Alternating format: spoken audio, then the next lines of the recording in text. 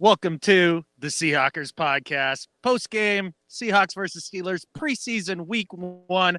I am your host, Adam Emmert. If you ever wondered what it was like to have a podcast without Brandon running the show, this is it. Could be a shit show, but I do have our faithful sidekick here, Clinton Bonner, creator of 3 and 3 Out, creator of PNW Prop Stars, the man, the myth, the legend, Clinton. How are you today? I'm great, man. So, no Brandon, you're in the woods. Last second loss to the Steelers. That just doesn't matter. And we're talking Seahawks football. So doing great, dude. Doing great. And appreciate that you're coming in hot from the middle of Montana outdoors while making this happen via Starlink. So, which is super freaking cool, actually. Yeah, it's a lot of fun. We're at our mutual friend Jen's graduation party. So big congratulations to her. But did get to watch the game here and see, all the different things that we were looking for. Geno and Drew, the pass rush, all that good stuff. We got to see Tiny Hands Kenny Pickett. It was interesting. And the Seahawks seemed to compete pretty well throughout this game. It was a lot of fun. What were your first impressions there, Clinton, just coming out of the game? I mean, just the focus is the quarterbacks, right? So they both played well. It's for me, Adam, it's kind of like this. Like they both played well, almost identical stat lines. Both of them should have had slightly better stat lines for a couple different reasons. And with that, I still think there's a discernible difference that Drew Lock is a better quarterback. He just a little smoother. Something about the ebb and flow of his game versus Geno. But I got to give credit to Geno. Geno played well. He moved. He got that touchdown as well. So I thought overall, both dudes showed out. I don't think it's going to move the Pete Carroll needle so much, which maybe he's good, maybe he's bad. But those dudes played well, man. That was my first impression. Yeah, I don't think that you can come away from this game and think that either guy ran away with it just in this week one contest here. Geno did come out. It was efficient for the most part. He did on that first drive, run himself into a sack, just doing the back and forth thing. I don't know what he was thinking. Just get rid of the damn ball or get out of the pocket, do something. Don't just scoop forward, scoop back, scoop forward, scoop back. But I thought they've had a solid outing. Drew came in, and you're right about one thing. He looks smoother doing everything. It just seems a little more natural. But I couldn't see all of what Drew Lock did because fuck the NFL Network and the way that they like screwing us over, because apparently I didn't get to watch the quarterback competition that we're also fired up about, because I got to watch Russell Wilson standing on the sidelines in freaking Denver for most of the second half. Screw you, NFL. Yeah, so they break away like just as Locke is kind of getting going, right?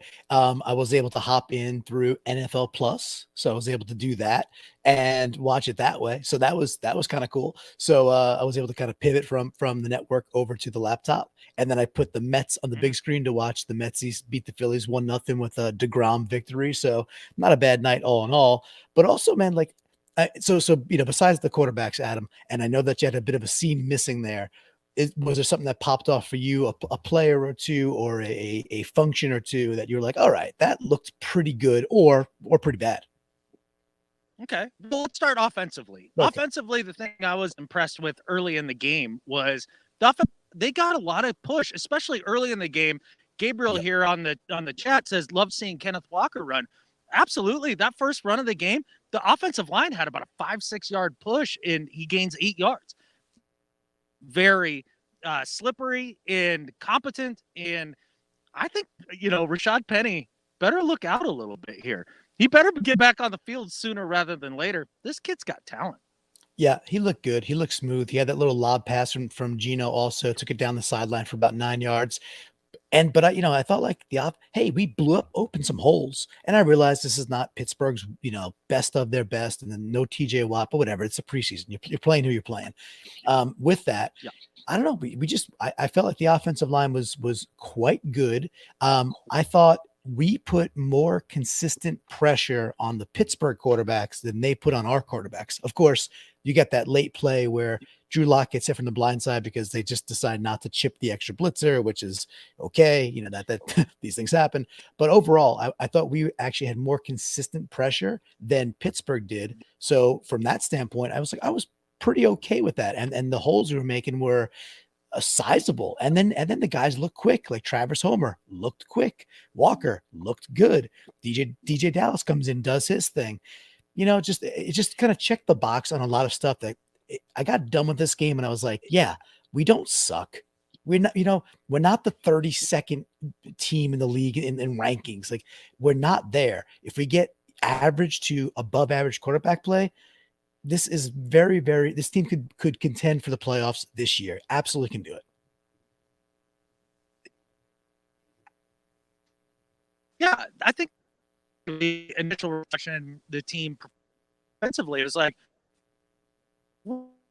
second.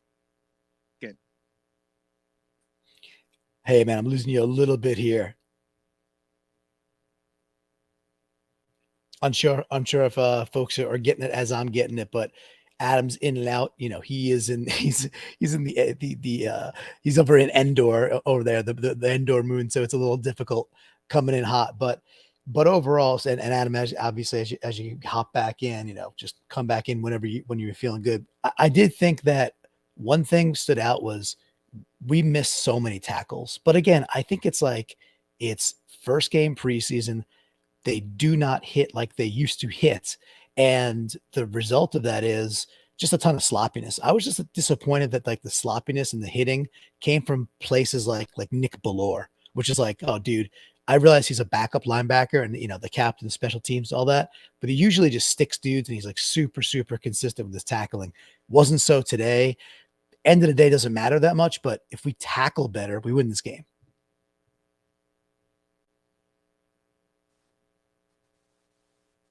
Yep, I see that. Benson is saying Adam is out in the boonies. He is. He's doing his best. Luke saying, hey, watching Gino bores me to tears. At least Drew makes things interesting. Luke, I hear you, dude. Like, Gino played okay. He played fairly well within what they were asking him to do. And got to remember too, like Gino had that nice pass down the sideline to Noah Fant. Fant should have kept 2 feet in bounds there. And he had the drop by Bo Melton, like right over the middle. That should have been a first down. So while Gino is, I agree, kind of more boring, his line should have been 12 for 15. And he would have been around like 140 yards if they catch those passes. So it's just, and again, I think Drew Lock's, I think he's a better quarterback. I think he's very much more fluid. I think he has the more natural arm. Even the Drew Lock pass, the one to Parkinson, that should have been caught in the end zone. Like, he just didn't catch it clean. Like, that is a tight window. He puts it up to a big tight end over the middle and on the money. And yes, it gets swatted away and all, but if he catches that ball clean, he comes down with the touchdown there also. So I thought, again, I think Drew's the sharper quarterback. I don't know that it's going to play out that way. I'm going to see him week 1. Adam may be back. I do love the freeze frame of Adam's buddy in the background. They're all trying to help.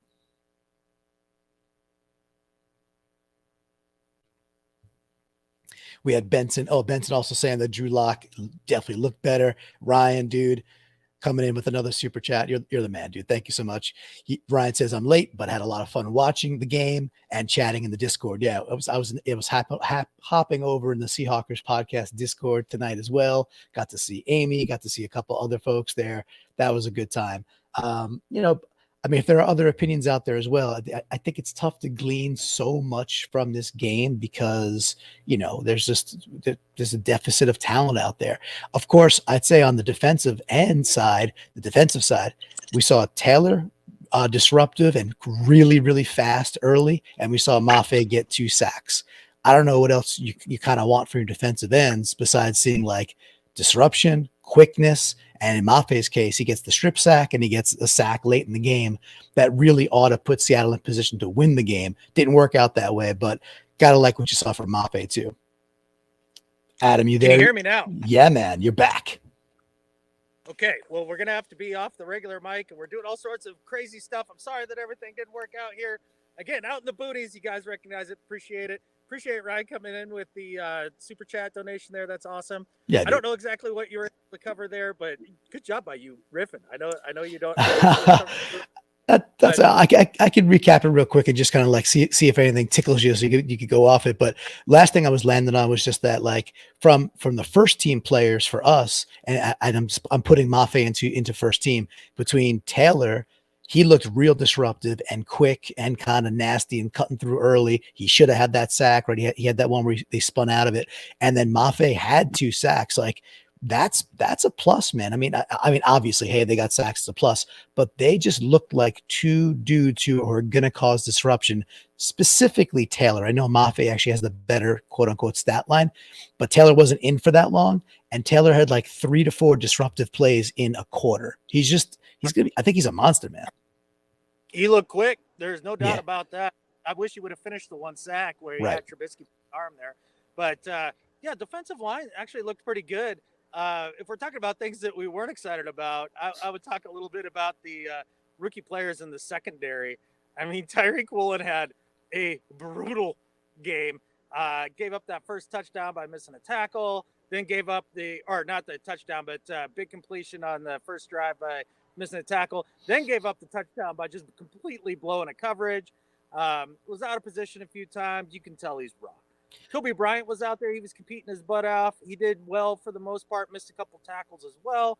Did have the 1 touchdown that was thrown on him, but that was a beautiful throw by Rudolph. I mean, exactly. Good luck. So he's stride for stride with the guy, and I think that was Pickens, right? Their new wide receiver, who's like, he's really good, first of all, and he does like a savvy, 8-year NFL vet move with the little shove off at the very, very, very end of it to get a tiny bit of separation, then makes a great catch and gets both feet in bounds. I don't know. Sometimes you got to tip your cap and be like, well executed, right? But Bryant was there with him stride for stride. Woolen, I'm with you, dude. Woolen was a little bit, it's coming out of college. They're like, oh, he doesn't consistently hit, a tackle real well. And well, I don't know, like, first chance he had to make a tackle in an NFL game, he kind of just whiffed, right? Yeah, he did. Tackling as a whole was a major for the defense throughout at least the first part of the game. I heard you hit on Ballore for a second.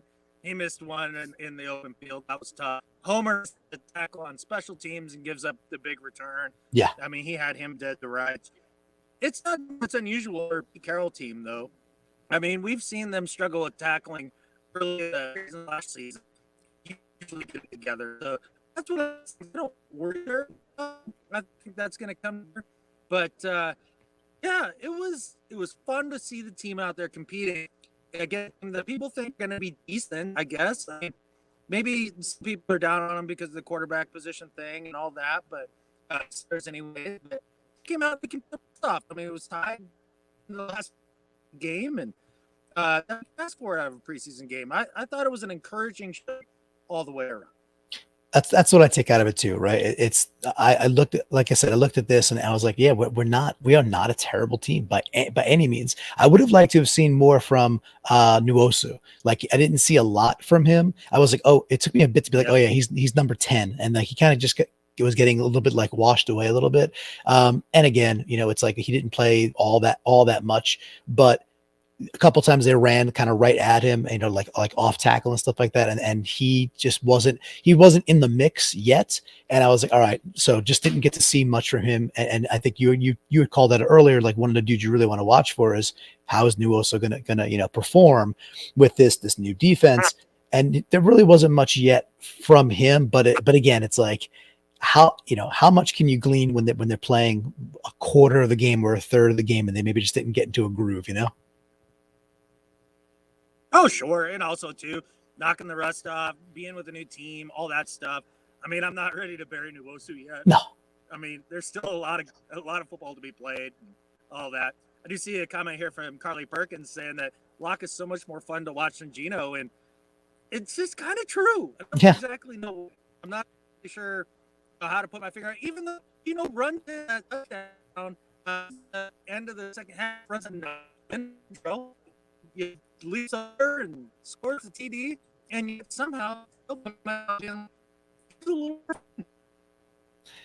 yeah, if you break it up a bit, but I think you were getting at the fact that, like, even though we get the touchdown at the end of the first half, and even though Geno gets in the end zone, it just, and I hate to be like so petty about it, but just doesn't look pretty and smooth while doing it, right? Doesn't look quite quick enough. Doesn't look quite, just it definitely doesn't have the same arm whip and the velocity of the ball.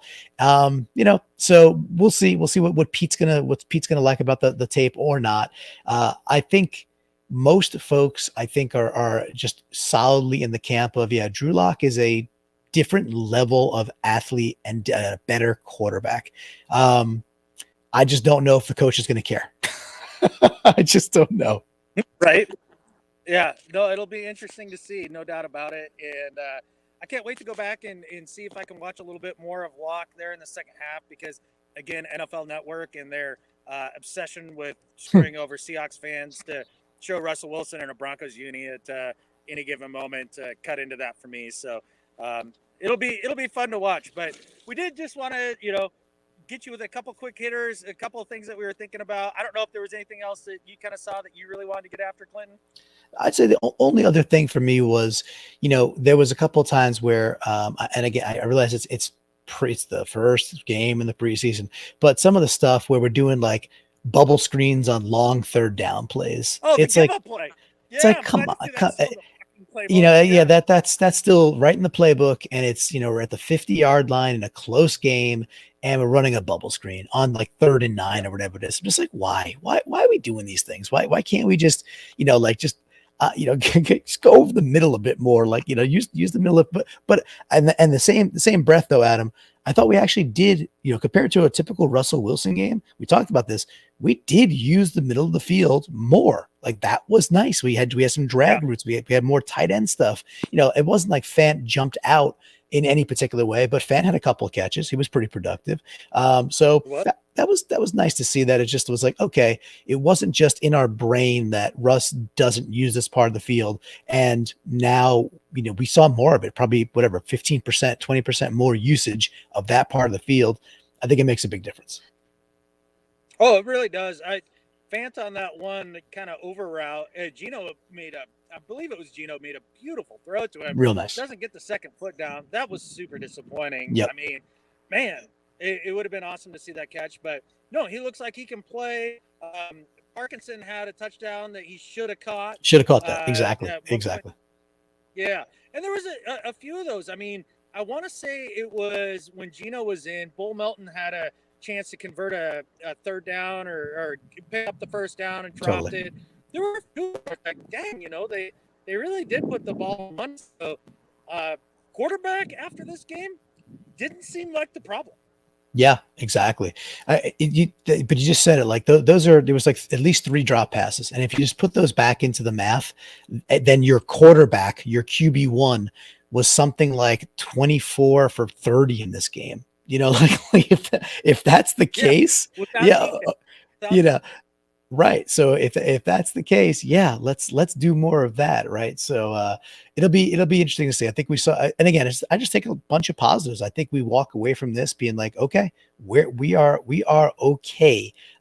It's interesting that we have a game in 5 days versus Chicago, and I will be wanting to understand. I would like to see Drew with the ones. That's what I want to see. Like, I want to see him go against ones. I want to see him with the ones. Will he get the chance to do that? I hope so. We're in a unique situation where most teams in the NFL, they don't even see their quarterback until week 1 of the regular season, right? Or if they do, it's like for a series. We're in a unique position to see these guys for half a game each, and I think we're probably gonna. I'd like to see Drew start next game. I'm not sure he will, but I want to see him with our ones, man, and just see if it's that much. If it's that much more better too, when he's got the superior talent with him as well. Yeah, absolutely. I would love to see Locke start next week. I think that ought to be the plan if you're really making this a fair competition. Luke here in the comments asked what we thought about Lucas in this game. And I noticed he was out there. I noticed him on some plays doing his job. But during a live game, if you don't notice the offensive line, like a Fant or an Affetti kind of situation where you're just like, good God, these guys, right? That means they did well. And I thought they held their own. They opened up some holes. Cross was really good on a number of occasions in pass protection. I just think there's a lot of positives to take away from that. Look, Blythe even looked fine at center, much to Brandon's chagrin, but he looked like he can play. So he, he was totally it was a good fine. showing overall, I'd say. Yeah, and the one there was actually that one sack that Gino took where he kind of stood around for a long time.